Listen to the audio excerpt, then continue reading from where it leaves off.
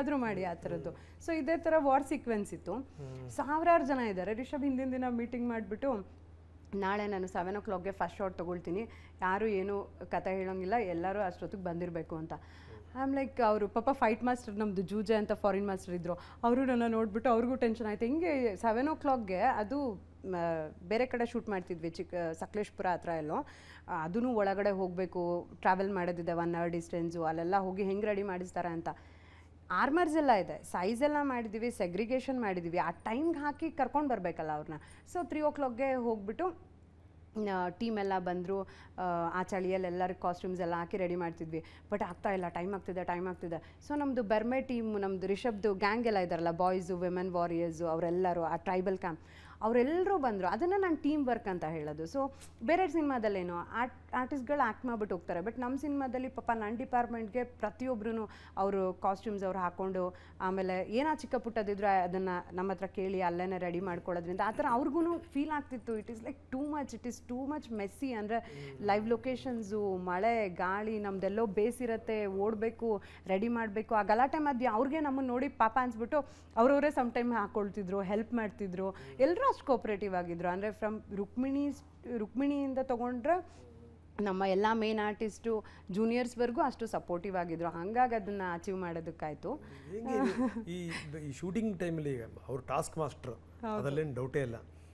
ಅದರಲ್ಲಿ ಏನಾದರೂ ಅಂದ್ಕೊಂಡಿದ್ದ ಕೆಲಸ ಆಗಲಿಲ್ಲ ಅಂತಂದರೆ ಅದು ಬೇಕೇ ಬೇಕು ಅಂತ ಆಗಲಿ, ಇಲ್ಲ ಆಪ್ಷನ್ನೇ ಇಲ್ಲ. ಅಂದರೆ ಕೋಪ ಬರುತ್ತೆ ಸಮ್ ಟೈಮ್, ಬಟ್ ಬೇಕು ಅಂದರೆ ಬೇಕಷ್ಟೇ, there is no compromise. So ಅದು ಟೀಮಲ್ಲಿ ಎಲ್ರಿಗೂ ಗೊತ್ತು, ಇವ್ರು ಹೀಗೆ ಇಷ್ಟೇ ಪರ್ಟಿಕ್ಯುಲರ್, ರಿಷಬ್ ಇಷ್ಟೇ ಪರ್ಟಿಕ್ಯುಲರ್, ಅರವಿಂದ್ ಇಷ್ಟೇ ಪರ್ಟಿಕ್ಯುಲರ್, ನಾವು ಹೇಗೆ ಕೆಲಸ ಮಾಡಬೇಕು ಅಂತ ಅದೇ ಥರದಲ್ಲೇ ಕೆಲಸ ಮಾಡ್ಕೊಂಡು ಹೋಗ್ತೀವಿ.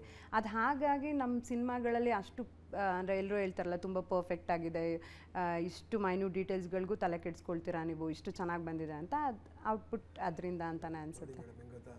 ಈ ಸಾಮಾನ್ಯದಿಂದ ಅಸಾಮಾನ್ಯ ಅಂತಾರಲ್ಲ, ಅದು ಇದೇನೇನೆ. ಸೊ ಅಂಥದ್ರಲ್ಲಿ ನೀವು ಅವ್ರು ಸಾಮಾನ್ಯವಾಗಿ ದಗಲು ನೋಡಿಗಿರಿ. ಈಗ ನಿಮ್ಮ ಮನೆಯವರು ಈಗ ಪ್ಯಾನ್ ಇಂಡಿಯಾ ಸ್ಟಾರ್, ಎಲ್ಲಿ ನೋಡಿದಲ್ಲಿ ಕಂಡು ಹಿಡಿತಾರೆ, ಎಲ್ಲಿ ನೋಡಿದಲ್ಲಿ ಮಾತಾಡ್ತಾರೆ. ರಿಷಬ್ ಹೇಳ್ತಾಯಿದ್ರು, ಒಂದು ಸಿನಿಮಾಕ್ಕೆ ನನಗೆ ಒಂದು ಶೋ ಕೊಡಿ ಅಂತ ನಾನು ಕೇಳ್ತಾ ಇದ್ದೆ ಅಂತ. ಈಗ ದಯವಿಟ್ಟು ನಮಗೆ ಕೊಡಿ ಅಂತ ಹೇಳ್ಬಿಟ್ಟು ಸಾಲ್ಗಟ್ಟು ನಿಂತಿರ್ತಾರೆ. ಗಂಡನ ಈ ಗ್ರಾಫ್ ನೋಡಿದಾಗ ಏನನ್ಸುತ್ತೆ ಅಂತ.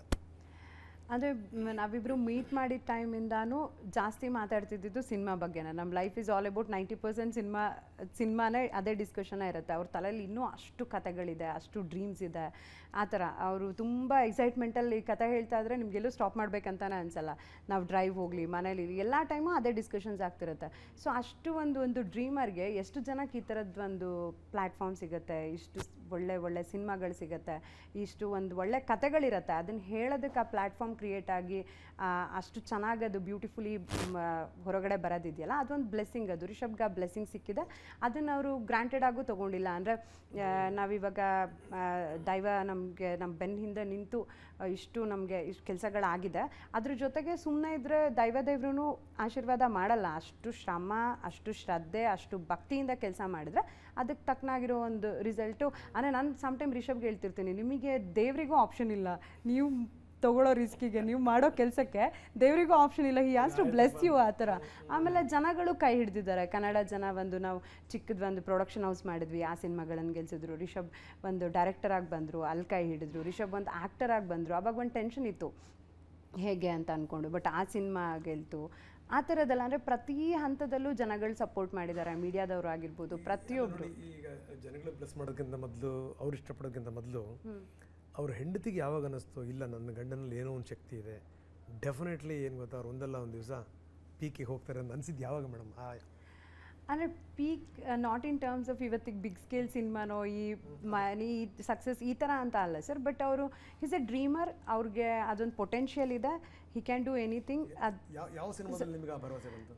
ಸರ್ಕಾರಿಯಿಂದ ಸರ್ಕಾರಿ ಫಸ್ಟ್ ಟೈಮ್ ನಾನು ಕೆಲಸ ಬಿಟ್ಟು ಫುಲ್ ಟೈಮ್ ಅವ್ರ ಜೊತೆಗಿದ್ದು ಕೆಲಸ ನೋಡ್ತಾ ಇದ್ದೆ ಅಲ್ವಾ. ನಮ್ಮ ಪ್ರೊಡಕ್ಷನ್ ಸಿನಿಮಾ ಬೇರೆ, ಆವಾಗ ಪ್ರೊಡಕ್ಷನ್ ಹ್ಯಾಂಡಲ್ ಮಾಡ್ಕೊಂಡು ಕಾಸ್ಟ್ಯೂಮ್ ಮಾಡಿಕೊಂಡು ಐ ವಾಸ್ ವಿತ್ ಹಿಮ್ ಅಲ್ಲ.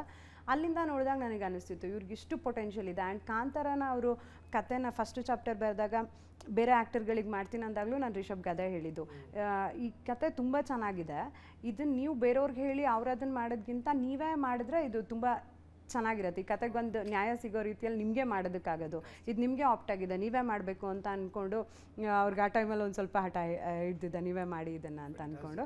ಬಟ್ ನನಗೂ ಗೊತ್ತಿರಲಿಲ್ಲ ಈ ಜರ್ನಿ ಇಲ್ಲಿವರೆಗೂ ಬರುತ್ತೆ ರಿಸಲ್ಟ್ ಸಿಕ್ಕಿದೆ. ಖಂಡಿತ. ಬಟ್ ಹಾಗೆ ಕೆಲಸನೂ ಮಾಡಿದ್ದಾರೆ. ಹಾಗೆ ಆ ದೈವ ದೇವ್ರದ್ದು ಏನು ಡಿವೈನ್ ಇಂಟರ್ವೆನ್ಷನ್ ಅಂತೀವಿ, ಆ ದೈವ ದೇವ್ರ ಬ್ಲೆಸ್ಸಿಂಗ್ ಸಿಕ್ಕಿದೆ. ಆ್ಯಂಡ್ ನಮ್ಮ ಪ್ರೊಡ್ಯೂಸರ್ಸು ಅವತ್ತಿಗೆ ಅಂದರೆ ಈಗ ಸಿನಿಮಾ ದೊಡ್ಡದಾಯಿತು, ಕಾಂತಾರ ಚಿಕ್ಕ ಬಜೆಟ್ ಅನಿಸುತ್ತೆ, ಕಾಂತಾರ ಫಸ್ಟ್ ಪಾರ್ಟ್ ಆಗಿರಲಿ, ಈಗ ಈ ಪಾರ್ಟ್ ಆಗಲಿ ಜನಗಳು.